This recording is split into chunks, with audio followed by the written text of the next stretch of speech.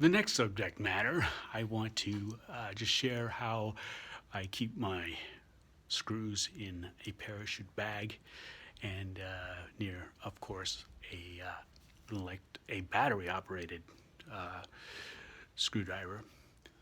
And I'm going to have some, let's see, I will need to put up an electrical outlet or oops,